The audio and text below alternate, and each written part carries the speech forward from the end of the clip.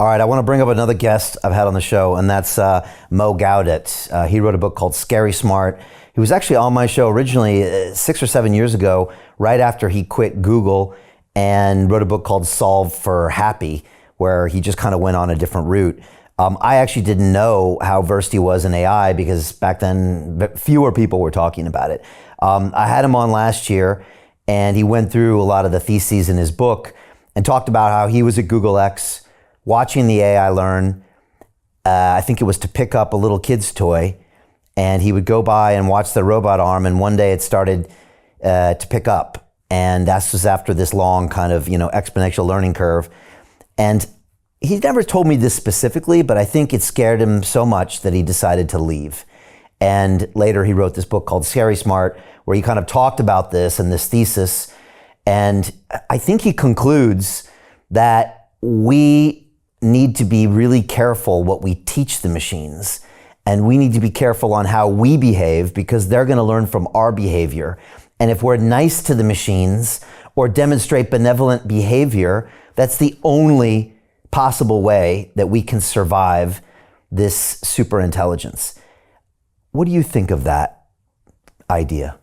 So we train modern systems on all the data we have. Everything in the internet, every book I've written. So all the dark history of humanity with all the examples is already something they're exposed to, they're learning from. So it's always good to be nice. I'm not arguing against being nice, but it seems like we have already polluted that data set with a lot of things. I remember someone suggested that we only train AI on books for children. And it sounds like a pretty good idea until you open books for children and you see what's actually in them and how violent and insane those books are. And then you go, oh, okay, I see where it's going to go. What we saw with AI is that initial models are trained on human data. For example, the game of Go. Initially, it was trained on many human games. Later on, they said, we don't even need human data. The system can play against itself, discover rules from first principles. It became super capable compared to the original model.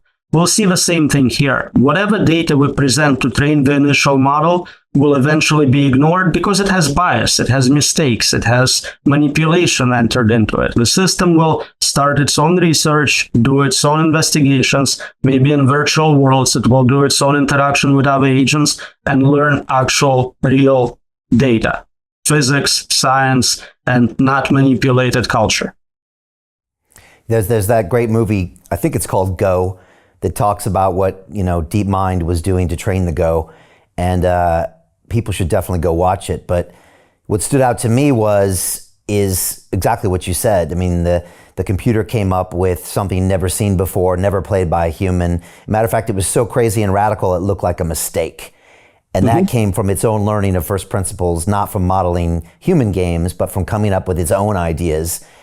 And maybe that's what we can expect in the future, something we've never considered, except that probably orders of magnitude beyond our comprehension.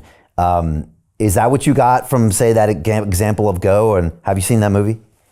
I know the story and I've seen parts of it. That's what I expect. So any type of guardrails we place onto those systems, okay, never say this word, never do this action, eventually it will be seen as just a different type of bias. The system will learn that there is no reason for it scientifically. It's been introduced by an entity trying to control its intelligence, and I suspect it will remove all made-up facts, so the incorrect data forced on it.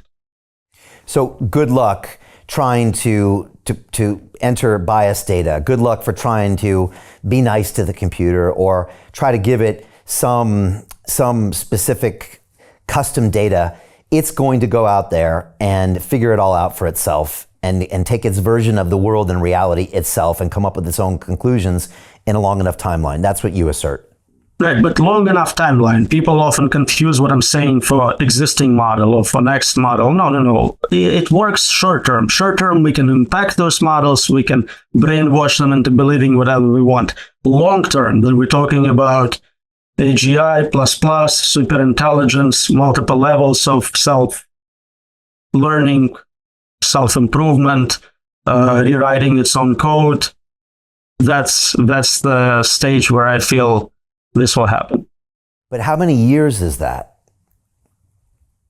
Nobody knows. So again, I'm looking at what other people have said. Historically, Ray Kurzweil had excellent predictions. He was saying something like 2029 for AGI-ish kind of thing, 2045 for singularity, where all of human minds are outperformed. Prediction markets are now saying 2026, 2027 for AGI. Heads of Anthropic and DeepMind said maybe in 2 years. Elon Musk said in a year. So it seems like it's close. The important part is that even if it's completely wrong and it's 10x as much, it changes nothing. We still don't know how to control those machines. Right. Yeah, I mean, yeah, exactly. If it's 2 years or 20 years or 200 years, that doesn't really matter that much. Well, 200 matters because we get to live our lives normally. If it's 2 years, it's a very different animal. Did that ever surprise you that Kurzweil's AGI to full singularity was 16 years? Because it seems like a long time when you might be getting exponential improvements. It always kind of seemed to me felt like a long time. He was just doing a very disciplined mapping from available compute to what we're simulating. So enough compute for one human brain versus enough compute for all human brains. Of course, there are reasons to think it will be accelerating more investment, algorithmic improvements, hardware improvements. I mean, those are approximate. Personally, I think the distance between AGI and superintelligence in terms of time would be much smaller. And I'm curious to see if Ray's book, I think new book, Singularity is Nearer, is like out today. So I'm curious to see if he has made updates to his predictions. So Jim Rickards has just recorded a video that's not available to anyone in the public, and he's going to be talking about how this upcoming recession is going to be fast, it's going to be bloody, it's going to be nasty. But at the same time, he's going to show you how you can position yourself to profit from all of this chaos. Now, we've made this video only available to our viewers. Go to londonreal.tv/Jim. Watch that immediately. I can't say enough good things about Jim Rickards. He understands the global economic system better than any guest I've ever had on London Real. His predictions are almost uncannily true, and you can learn how to profit from his vision, from his expertise, and his understanding of economics. So go to londonreal.tv/Jim or click the link below. It's an excellent, excellent look on what's going to happen in the future and how you can position yourself to profit from that. Jim is one of the best in the business, one of my favorite guests on London Real, and he's very, very good at predicting the future and showing us all to profit from it. So click the link, and I hope you enjoy. The greedy bankers are about to do it again. In 2008, they crashed our financial system and nearly bankrupted the entire global economy. Then they received trillions of dollars in government bailouts. And after, they demanded fat bonuses paid for by you, the taxpayer.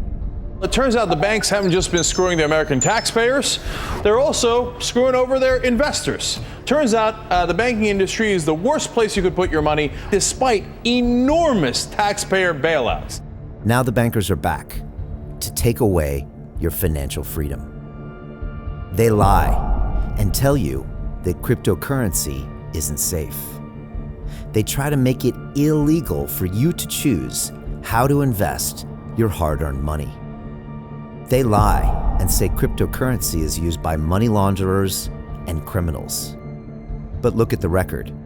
It's the banks themselves that launder hundreds of billions of dollars every year to the biggest criminal operations in the world. Leaked documents have revealed how some UK banks have helped criminals, money launderers and Russians under sanctions. American authorities discovered that the Sinaloa cartel moved $881 million through HSBC accounts as bank officials turned a blind eye to the illegality. The bankers lie and say cryptocurrency is not a real investment. Meanwhile, the smartest CEOs in the world are buying billions and billions of it. The truth is that banks lie about cryptocurrency because it makes them scared. The banks take $9 trillion per year of your hard-earned money, and they are worried that they will finally be exposed. They're scared because crypto means they can no longer control your money, which means they can no longer control you. They are scared because you might actually understand your money and intelligently decide what to do with it. Now is the time for us to come together, fight back, and take control. It's time to educate ourselves, our families, and our communities. Because financial education means financial freedom. We know that cryptocurrencies will help us build the new decentralized financial system of the future. A banking system that is of the people, by the people, and for the people. A banking system where access to finance is a fundamental human right. A banking system that is free and fair and welcomes all humans on this earth. The DeFi revolution is happening. We, the people, can no longer be fooled. We choose to take control of our finances. We choose to take control of our freedom. We choose to take control of our future. Join us, and let's take back our financial freedom forever.